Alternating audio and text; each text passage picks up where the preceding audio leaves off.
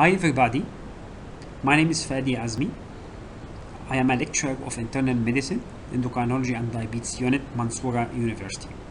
Today we will talk about endocrine emergencies. As regards thyroid emergency, the first item will be thyrotoxic crisis or thyroid storm. It is an acute, life-threatening exacerbation of patient with thyrotoxicosis. It accounts for 1 to 2% of hospital admission of thyrotoxicosis. The precipitating factors include stress, sepsis in untreated patient, surgery without previous preoperative preparation, anesthesia induction, radioactive iodine therapy without previous preparation, diabetic ketoacidosis, excessive thyroid hormone ingestion, withdrawal or non-compliance with the antithyroid medications in patients with thyrotoxicosis, direct trauma to the thyroid gland, and the vigorous palpation of an enlarged thyroid gland. So what about the clinical picture? As regards the history, the patient may have a known history of thyrotoxicosis. The patient may be come to us with hyperparesia, sweating, weight loss, fatigue. As regards GIT manifestation, nausea, vomiting, diarrhea, jaundice, with CNS manifestation like anxiety and altered behavior, seizures, coma, and in old age, apathy and purpur symptoms from the myopathy. As regards cardiovascular system, the patient can be presented with tachycardia, cardiac arrhythmia, mainly supraventricular arrhythmia, but ventricular tachycardia may also occur. Acute high output heart failure, hypertension with wide pulse pressure, and later the patient will be presented to us with hypotension. We need to make a differential diagnosis from other causes of heart failure, arrhythmia, hypertension, from the pheochromocytoma, and from neurosis. The investigation will include low TSH and high total and free T4 and T3. The patient have hyperglycemia, hypercalcemia, and leukocytosis. As regards the treatment of thyroid crisis or the thyroid storm, the patient with thyroid storm should be treated in an ICU setting for close monitoring of vital signs and invasive monitoring and inotropic support. First, we give our patient antithyroid medication in the form of propylthiouracil. The dose will be 3 tablets or 150 milligrams every 6 hours, or methimazole 2 tablets or equal 20 milligrams every 8 hours. These drugs can only be given orally or rectally or by nasogastric tube. The propylthiouracil inhibit the conversion of T4 to T3, and the T3 is the active form, thereby more rapidly reducing the serum T3 levels. The second drug will be propranolol. We have 2 concentration, 10 milligram and 40 milligram. So you can give the patient 1 tablet 40 milligram to 2 tablets every 6 hours. Propranolol can improve the agitation, the convulsions, psychotic behavior, tremors, diarrhea, fever, and the sweating. Propranolol, one of the drugs that can prevent or decrease the conversion of T4 to T3. Our patient will also we can prescribe inorganic iodine or Logals solution, Logals iodine, 6 to 8 drops every 6 hours. The iodine shouldn't be used without prior propylthiouracil or methimazole because they block the new hormone synthesis. The iodine will enrich the hormone stores and possibly exacerbate the crisis if we didn't give the patient antithyroid drugs before this inorganic iodine. We can give our patient hydrocortisone, one ampoule, 100 milligram every 8 hours. Hydrocortisone decreases the release of T4 from the thyroid gland, one of the drugs that can decrease the conversion of T4 to T3 and correct the adrenal insufficiency, because the thyroxine increases the cortisol metabolism and help in circulatory support.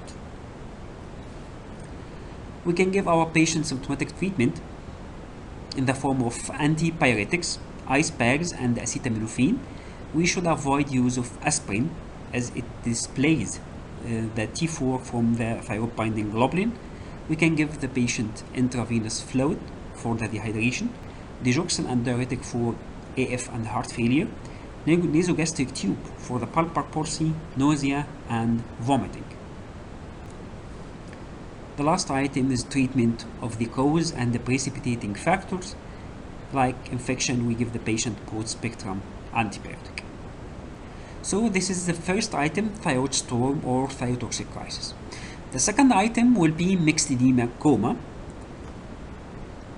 And it is a rare condition. It occurs mainly in the elderly patient and the patient with severe hypothyroidism.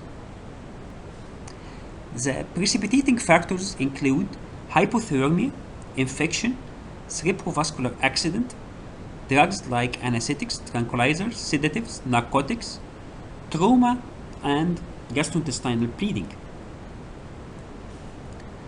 The clinical picture includes coma, hypothermia, severe heart failure, hypoventilation, hypoglycemia, and the clinical presentation of hypothyroidism.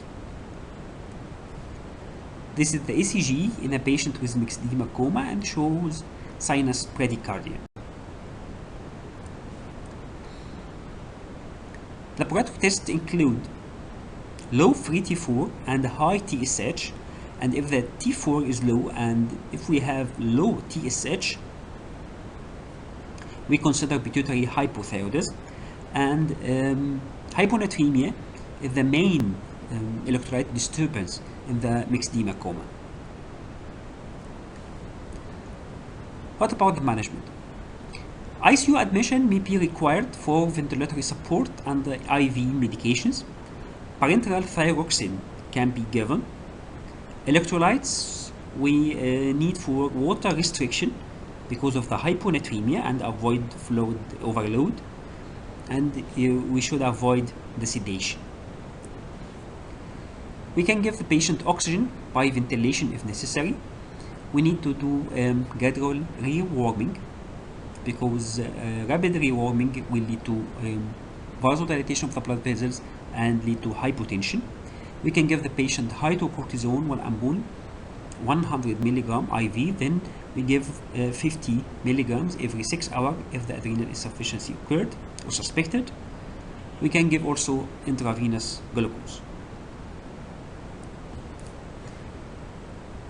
Okay, the third item will be the adrenal emergency or acute adrenal failure, what's called Addisonian crisis. It is a life-threatening condition and may be fatal if not treated. The causes of adrenal failure or acute adrenal failure, it may be due to pituitary causes like pituitary apoplexy, or in Sheehan syndrome when thyroxine is started before the steroid, and maybe due to sudden withdrawal of chronic cortisol therapy. Addisonian crisis may be due to adrenal causes,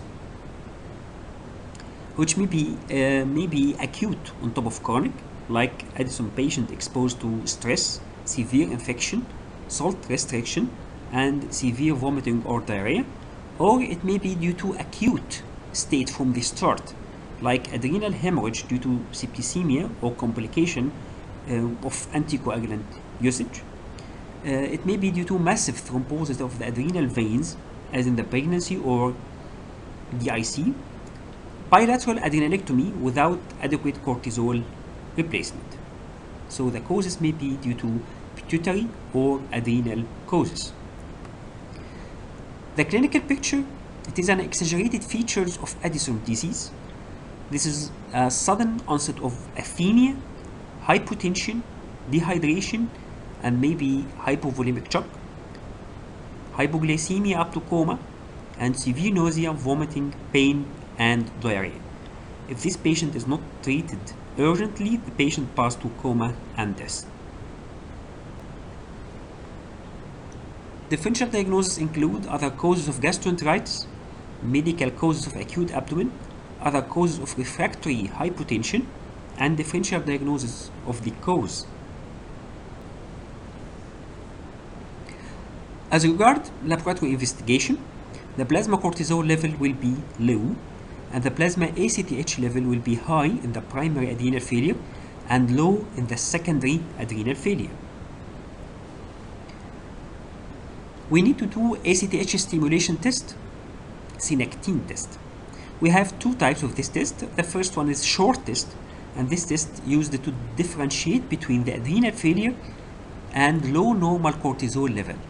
We give ACTH in a low concentration, 0.25 milligram intravenous or intramuscular, and we measure the cortisol level at 0 and 30 minutes. In the low normal cortisol level, increased cortisol level will be the result. But if there is absent or impaired response, so we need to do the long synectine test. The long test used to differentiate between the primary and secondary adrenal failure. We give ACTH in the dose 1 milligram intravenous or intramuscular for 5 days, and in cases of primary adrenal failure, the plasma cortisol remain low. In the secondary adrenal failure, the plasma cortisol will rise.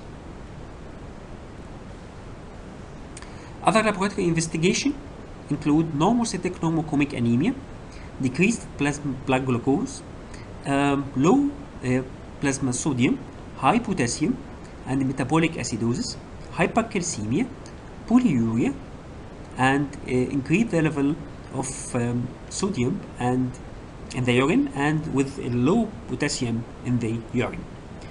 We can do other investigation to diagnose the cause of the Addisonian crisis, like TB. Radiological investigation include MRI pituitary with contrast and CT adrenal, chest X-ray to exclude chest TB.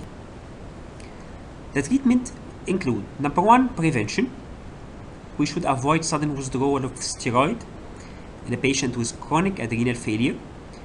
We should increase the steroid dose in the stressful condition like infection, trauma, operation in a patient with chronic adrenal failure. We should give the patient intravenous fluid like normal saline and glucose, hydrocortisone 200 mg, then 100 mg every 6 hours.